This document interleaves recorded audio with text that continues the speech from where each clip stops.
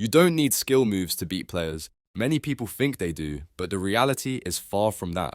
The best players in the world aren't spending hours perfecting tricks to use in their next game. They're doing the fundamentals. One of the biggest mistakes in football is when people are actively thinking about what skill they're going to use when dribbling. The moment you become focused on executing a specific trick, you lose sight of the game and you end up getting tackled. The truth is that dribbling is about understanding the flow of the game and the player in front of you. You can't force a step over and explode away expecting to get past a player.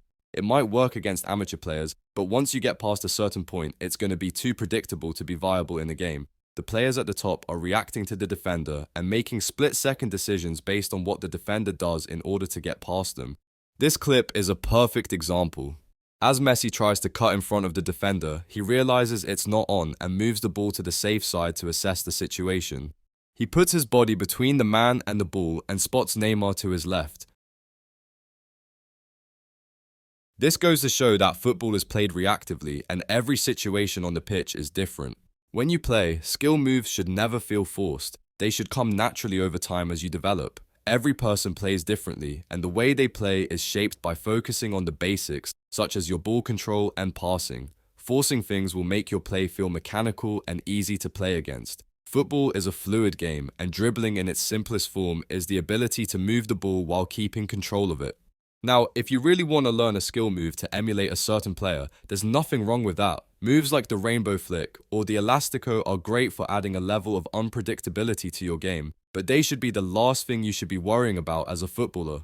A few changes of speed and direction will always work better than any skill move. Without solid ball control, you won't be able to keep possession when it matters most, and flashy tricks become useless. Dribbling is built on your ability to keep the ball close, especially under pressure. That's the foundation. Without it, no skill move in the world will make you a better dribbler.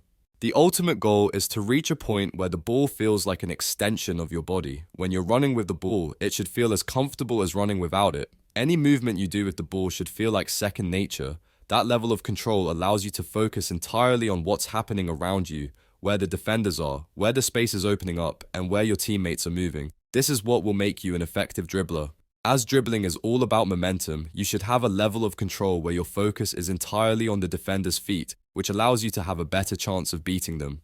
A simple analogy is to imagine if you held the ball in your hand and the defender is trying to stop you from getting past them. You wouldn't overcomplicate things and instead focus on how the defender is moving. You would use feints, quick changes of direction, and quick changes of speed to confuse them and create space. It's exactly the same in football. This should be how you dribble, and skill moves should be the icing on the cake. At higher levels of football, defenders are smarter and won't fall for basic tricks or forced skill moves. They react to your movements and wait for you to make a mistake. This is why control over the ball and reading the defender is far more important than flashy moves. When you master control, you're free to focus on the defender's positioning and body language.